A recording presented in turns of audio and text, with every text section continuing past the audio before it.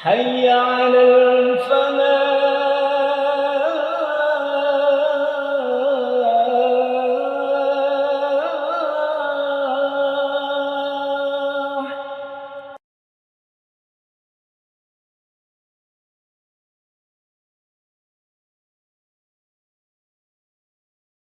Assalamualaikum warahmatullahi wabarakatuh. Innal hamdalillah nahmaduhu wa nasta'inuhu wa nastaghfiruh wa na'udzu billahi min syururi anfusina wa min sayyiati a'malina. May yahdihillahu fala mudilla lahu wa may yudlil fala hadiya lahu. أشهد أن لا إله إلا الله وحده لا شريك له وأشهد أن محمدا عبده ورسوله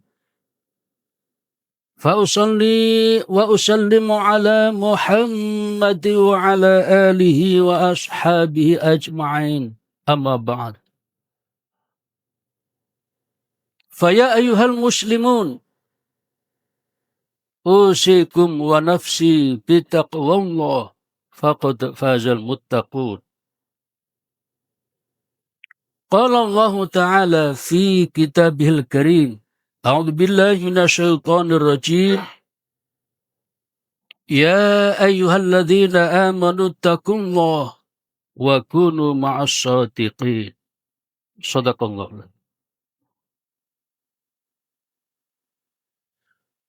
Ma'asyiral muslimin jamaah Jumat rahimakumullah. Setiap orang seperti kita ini yang masih hidup di dunia pasti menginginkan hidup bahagia. Semua orang yang normal yang hidup di dunia sekarang ini pasti menginginkan hidup bahagia. Para jamaah, jika kita termasuk yang itu, maka kunci utamanya adalah bertakwa. Bertakwa. Dalam Al-Quran surat Ali Imran ayat 200, Allah mengingatkan, wattaqullah la'allakum tuflihun.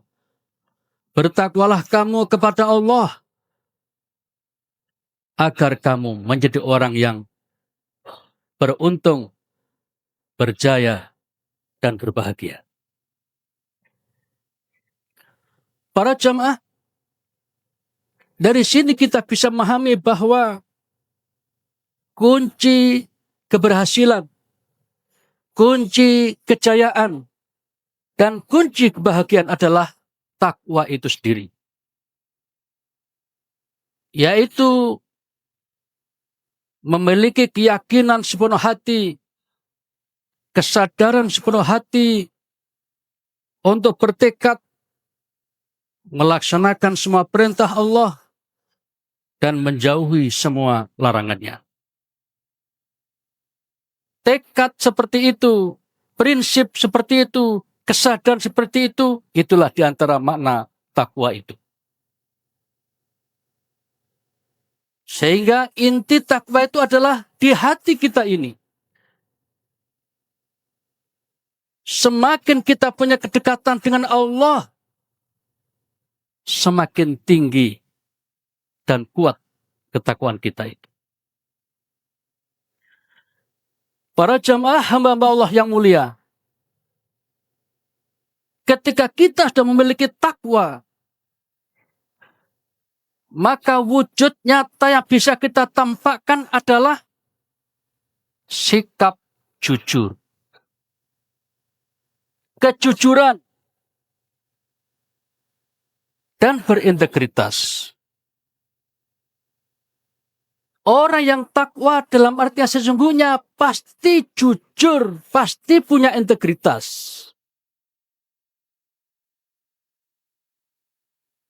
Apa itu jujur? Punya prinsip. Memegang prinsip kebenaran. Tidak berbohong. Tidak curang. Apa yang dikatakan sesuai apa yang diperbuat. Tidak suka menipu. Dan tidak menyesatkan orang lain. Itu diantara makna jujur. Dengan demikian para jamaah, ketika seseorang punya takwa dalam artinya sudah kuat, akan melahirkan sikap kejujuran itu. Ketika bicara, tidak mau bohong. Ketika dia berbuat apa adanya. Yang benar, yang ia yakini. Tidak mau mengganggu orang lain, menipu orang lain, menyengsarakan orang lain.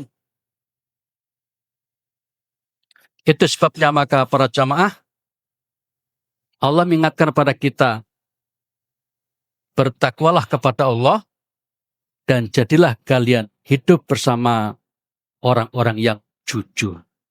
Wa kunu ma'as-shadiqin. Para jamaah, apa untungnya kalau orang itu jujur?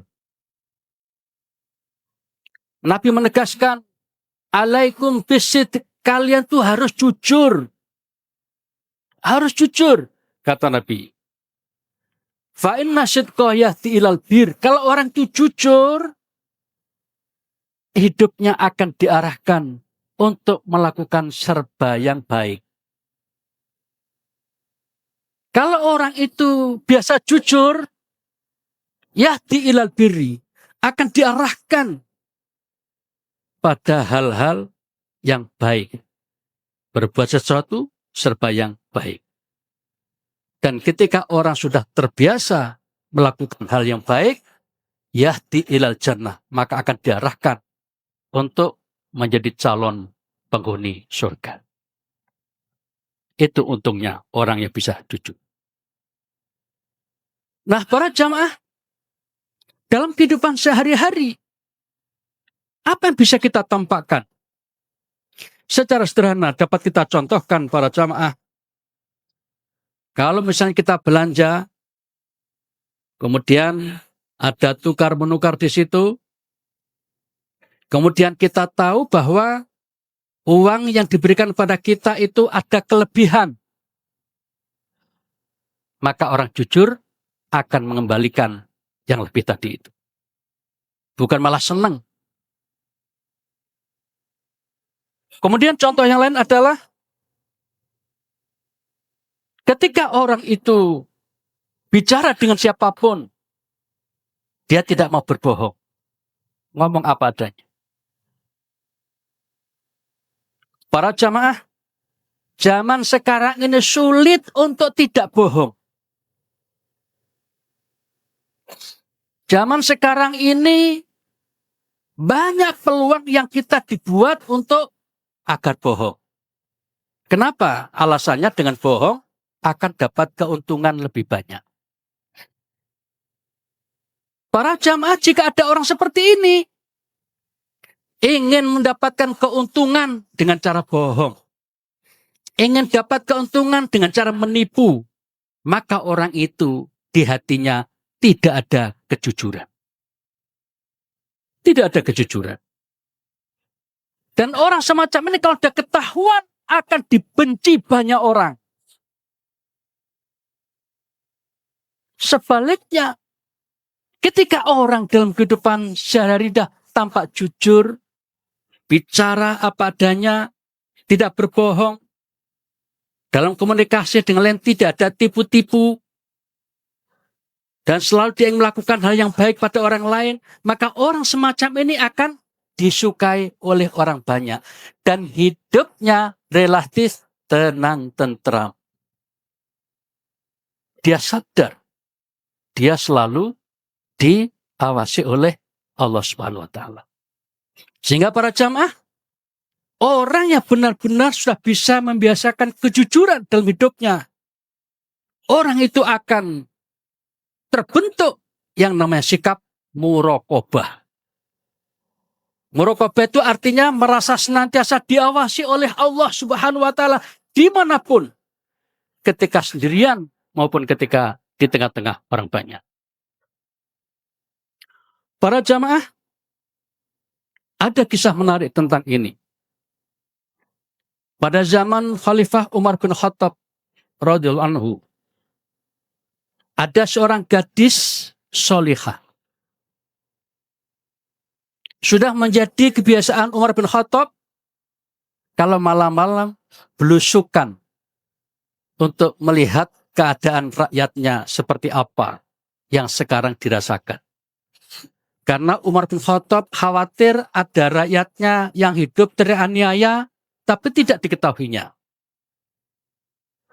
Di suatu malam para jamaah, di saat beliau sedang berjalan di sebuah lorong, kemudian tampak ada sebuah rumah yang lampunya menyala. Sehingga dapat diduga, oh ini orangnya sedang tidak tidur. Umar pelan-pelan mendekati rumah itu. Dan terdengarlah dialog antara seorang ibu dengan si gadis ini. Kata sang ibu, wahai putriku, supaya kita dapat untung banyak, susu ini kamu campur saja dengan air. Supaya nanti ketika dijual, kita dapat untung banyak. Para jamaah, apa respon si gadis ini? Si gadis solihah ini. Dengan penuh hormat mengatakan pada sang bunda, wahai bunda, yang demikian ini kan tidak dibolehkan oleh Khalifah Umar. Yanha al-dzalik. Jadi janganlah bunda kita melakukan hal yang tidak semestinya. Sang bunda mengatakan, wahai putriku, itu kan kata Khalifah Umar, dan sekarang kan tidak melihat kita. Kita sedang di rumah berdua, tidak ada yang tahu apa yang kita lakukan. Sudahlah, lakukan saja, supaya kita dapat keuntungan banyak. Para jamaah, si gadis ini mungkin sedikit agak gemetar, mengatakan, wahai bunda, memang Khalifah Umar tidak melihat kita. Tetapi wahai bunda, Rabbu Umar yarona. Tuhannya Umar bin Khattab pasti melihat kita. Para jamaah, ketika sang gadis mengatakan bahwa, wahai bunda, memang Khalifah Umar tidak melihat kita pada saat ini, tapi Allah, Tuhannya Umar bin Khattab melihat kita. Pada saat mengungkapkan kalimat ini, Umar bin Khattab terdengar kalimat itu. Lalu tersentuh, sampai berderai air mata. Sungguh luar biasa si gadis ini. Solihah. Untuk orang seperti ini, kata Umar bin Khattab, hanya pantas mendapatkan jodoh laki-laki yang solih. Para jamaah, pagi harinya kemudian Umar bin Khattab ke rumahnya, lalu menemui putranya sendiri. Putra laki-laki bernama Asim bin Umar bin Khattab. Kepada sang putra, Umar mengatakan, wahai putraku, ada gadis solihah yang luar biasa. Aku minta kamu datang ke sana, lamar dia, jadikan istri. Para jamaah, kemudian setelah itu, sang anak setuju. Proses singkat, akhirnya terjadilah perjodohan antara putra Umar bin Khattab yang bernama Asim bin Umar bin Khattab tadi dengan gadis penjual susu yang solihah, yang punya kejujuran dan luar biasa. Setelah terjadi proses pernikahan, lama-lama punya anak perempuan bernama Laila. Setelah Laila ini besar, dipersunting oleh anak khalifah di zaman Banu Umayyah di belakang hari, anak Marwan bin Hakam. Kemudian para jamaah, setelah itu, maka kemudian anak Marwan yang bernama Abdul Aziz ini menikah dengan Laila, berarti cucu Umar bin Khattab. Dan setelah menikah, punya anak yang di belakang hari menjadi orang yang sangat terkenal. Orang itu adalah Umar bin Abdul Aziz. Para jamaah, Umar bin Abdul Aziz adalah cicit Umar bin Khattab. Sejarawan ada yang menyebut Umar II. Artinya ada Umar bin Khattab, ada cicitnya Umar bin Abdul Aziz. Beliau ini hanya sekitar 3 tahun menjadi khalifah, tetapi pengaruhnya luar biasa karena kecerdasannya, karena kejujurannya, karena kearifannya, dan karena kehebatannya. Sehingga orang ini, Umar bin Abdul Aziz ini, oleh sebagian sejarawan dimasukkan dalam kelompok Khulafa Rasyidin yang kelima. Jadi kita kenal ada 4 khalifah, ada Abu Bakar, Umar, Utsman, Ali. Walaupun jaraknya jauh, dimasukkan kelompok yang kelima. Karena apa? Saking hebatnya orang. Para jamaah, bagaimana itu bisa terjadi? Allah Maha Kuasa. Rupanya Allah sengaja memilih untuk menghasilkan orang yang luar biasa ini perlu orang hebat. Yang pertama tadi, gadis yang solihah, yang punya integritas yang luar biasa. Tidak ada siapapun, tapi hatinya tetap merasakan diawasi oleh Allah Subhanahu wa Ta'ala. Yang terakhir para jamaah. Jadi kepada kita semua, apakah merasa jadi wong cilik atau wong biasa? Dalam kehidupan sehari-hari, biasakan jujur, jujur, dan jujur. Karena Allah menyaksikan kejujuran kita itu. Dan Allah akan membalasnya. Kalau bukan saat kita sedang jujur tadi itu, bisa jadi seperti ini. Cicit-cicitnya. Kemudian dianugerahi Allah dengan kondisi yang luar biasa. Dan kepada para pemimpin, para pembesar, mungkin di antara kita ada yang menjadi pemimpin pembesar. Tirulah Umar bin Khattab, pemimpin yang luar biasa, yang memegang prinsip kejujuran, sehingga rakyatnya begitu patuh walaupun tidak melihatnya. Karena kuatnya pengaruh Umar bin Khattab kepada rakyatnya, diantaranya kepada gadis ini. Dan para jamaah, Jabir bin Abdullah pernah mengatakan, kalau ada seorang pemimpin punya integritas, punya kejujuran di dalam mengelola wilayah, negeri, atau rakyatnya, maka dikatakan oleh beliau, al-amanatu tajlibur rizqa wal khiyanatu tajlibul faqro.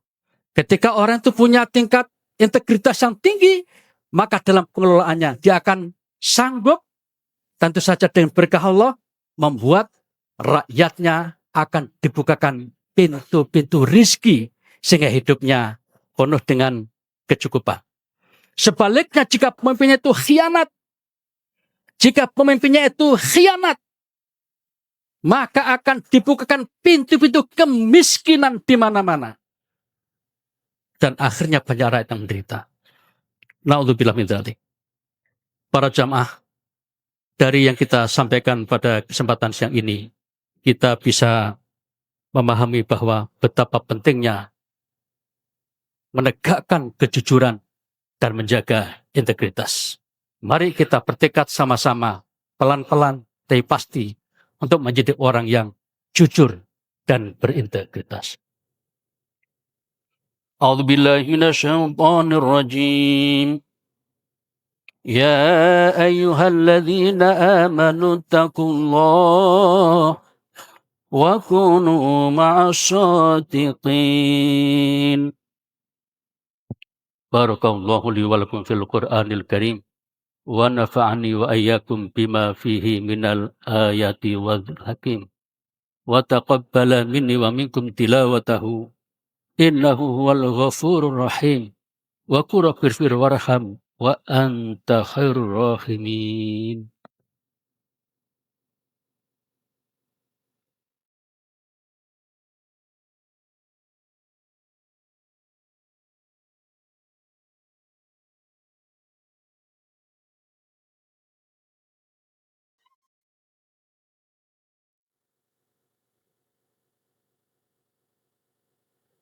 Alhamdulillah alladzi arsala rasulahu bil huda wa dinil haqq liyudhhirahu 'ala dini kullih wa kafa billahi syahida.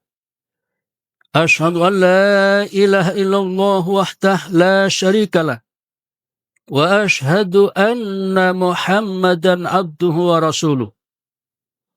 Allahumma salli wa sallim wa barik ala Muhammad wa ala alihi wa ashabi ajma'in amma ba'd. Faqala ta'ala inna allaha wa malaikatahu yusalluna ala nabi. Ya ayyuhalladzina amanu sallu alaihi wa sallimu taslima. Para jamaah, mari kita berdoa. Mudah-mudahan kehadiran kita sholat Jumat di Masjid Al-Falah ini menjadi bagian amal ibadah kita yang diridhoi oleh Allah Subhanahu wa Ta'ala. Kita mohon kepada Allah dalam suasana sholat Jumat siang ini, kiranya Allah berkenan menurunkan ampunannya, maghfirahnya untuk dosa-dosa kita. Kita mohon kepada Allah semoga kita diberi kekuatan iman, diberi kekuatan takwa, dan diberi kemampuan untuk bisa bersikap jujur dan berintegritas. Sehingga kita menjadi orang yang pantas disebut mukmin sejati. Kita mohon kepada Allah semoga ke depan kita diberi kemudahan-kemudahan dalam melakukan amal-amal kebajikan. Hingga pada saatnya kita semua nanti berharap bisa mengakhiri hidup dalam keadaan husnul khatimah. Bismillahirrahmanirrahim. Alhamdulillahi rabbil alamin. Allahumma salli wa sallim wa barik ala Muhammad wa ala alihi wa ashabi ajma'in. Allahumma fir lil muslimina wal muslimat wal mu'minina wal mu'minat al ahya'i minhum wal amwat innaka sami'un qaribun mujibud da'wat ya qadiyal hajat. Allahumma arinal haqqa haqqa warzuqna ittiba'ah wa arinal batila batila warzuqna ijtinabah. Rabbana la tuzigh qulubana ba'da idh hadaitana wa hab lana min ladunka rahmah innaka antal wahhab. Rabbana atina fid dunya hasanah wa fil akhirati hasanah wa qina adzabannar. Wa sallallahu ala Muhammad wa ala alihi wa ashabi ajma'in walhamdulillahi rabbil alamin. Wala dzikrullahi akbar.